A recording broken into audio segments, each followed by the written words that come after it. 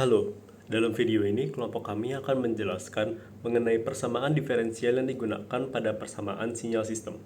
Nah, yang pertama-tama saya akan menyebutkan mengenai beberapa topik yang akan dibahas dalam video ini. Yang pertama adalah solusi homogen dalam persamaan karakteristik, yang kedua ada solusi partikular dalam tebak bentuk, yang ketiga ada konsep resonansi, yang keempat ada kriteria stabilitas, dan terakhir adalah membandingkan persamaan dengan respons impuls.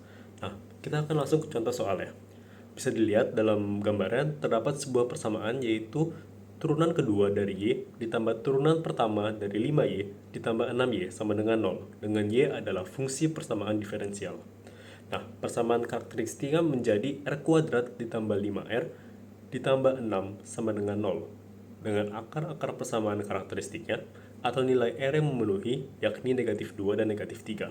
Nah, nilai-nilai R ini kemudian dimasukkan ke dalam solusi homogen sehingga menjadi Y homogen sama dengan konstanta C1E pangkat minus 2T ditambah konstanta C2E pangkat minus 3T.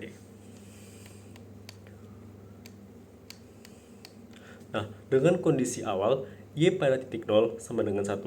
Sementara itu, turunan pertama dari Y pada titik 0 sama dengan 0. Nah, bisa dengan mudah kita mencari nilai dari C1 dan C2 yang dengan cara menyelesaikan sistem linear kecil.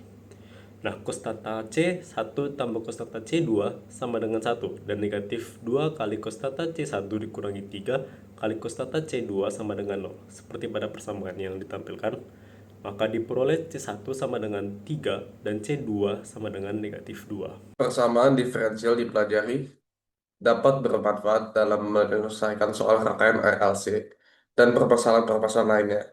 Sebab persamaan diferensial bukan hanya sebuah persamaan yang harus kita selesaikan, tapi juga merupakan suatu model matematika yang menggambarkan perilaku sistem fisik seperti pendulum. Untuk sudut kecil, gerakannya bisa didekati dengan persamaan diferensial order 2. State merupakan posisi dan kecepatan sudut. Natural response-nya ada pada gerakan dari energi awal, bahkan saat tidak ada trigger dari luar.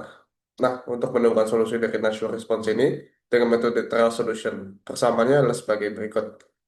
Y sama dengan E pangkat RT, yang mana turunannya menjadi Y sama dengan R, E pangkat R, dan turunan keduanya R kuadrat, E pangkat RT.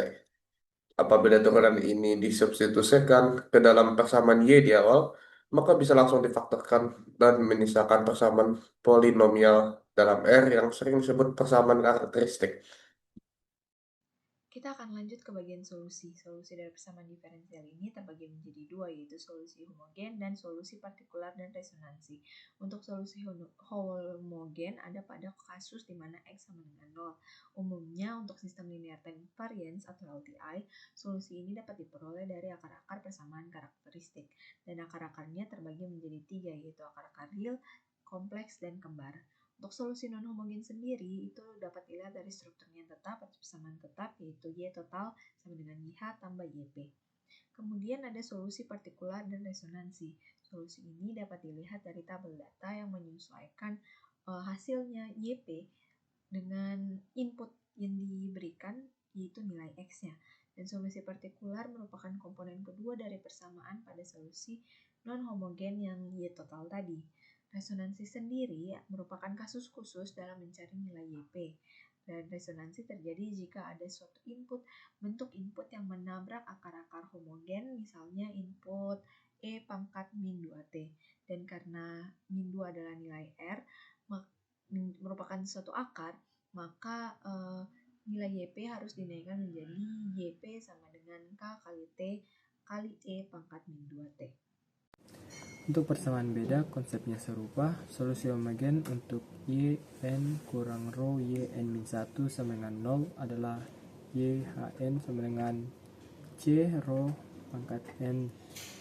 Jika input xn sama dengan alfa pangkat n dan alfa tidak sama dengan rho, maka YP sama dengan K alfa pangkat n. Kemudian substitusi akan menghasilkan rumus cepat.